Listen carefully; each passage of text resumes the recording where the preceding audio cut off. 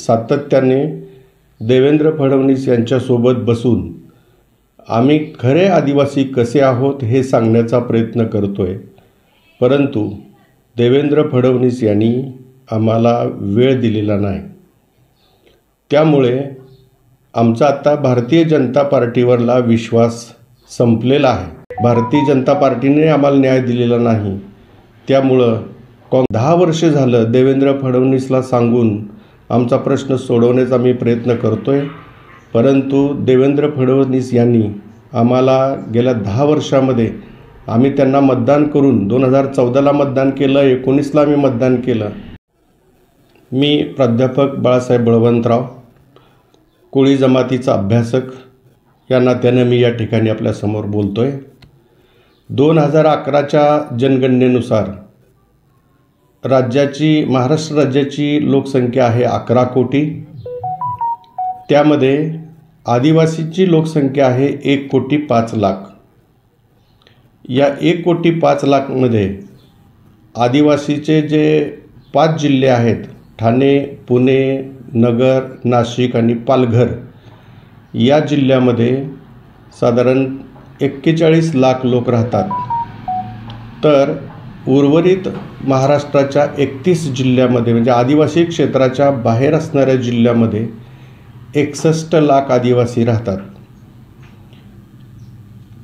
आदिवासी क्षेत्रातले आदिवासी आणि आदिवासी क्षेत्राच्या बाहेरचे आदिवासी यांची एकूण लोकसंख्या 1,05,00,000 ही महाराष्ट्राच्या एकूण लोकसंख्येच्या 9% असल्यामुळं राजकीय आरक्षण आदिवासींना राजकीय आरक्षण 9% दिलेलं आहे आणि ट्रायबल डेव्हलपमेंट फंडाची तरतूद ही 9.35% प्रमाणे केली जात आहे। आदिवासी क्षेत्रामधून 9% प्रमाणे साधारण 288 आमदार महाराष्ट्रामध्ये निवडून जातात। त्याच्या 9% प्रमाणे 25 आमदार आदिवासींचे निवडून जातात आणि 9% प्रमाणे 48 खासदार महाराष्ट्रामध्ये आहेत। 9% प्रमाणे 4 खासदार आदिवासीचे निवडून जातात।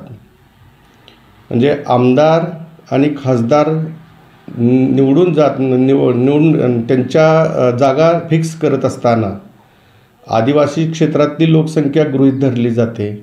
आदिवासी क्षेत्राच्या बाहेर राहणारी लोकसंख्याही गृहीत धरून हे आरक्षण दिलं गेलेलं आहे।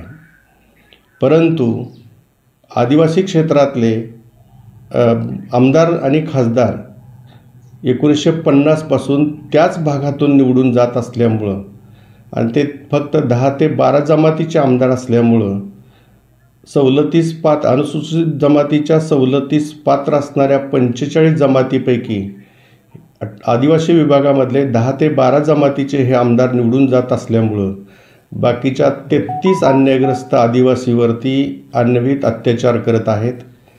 त्यांना जात प्रमाणपत्र, जात वैधता प्रमाणपत्र मिळू देत नाहीत।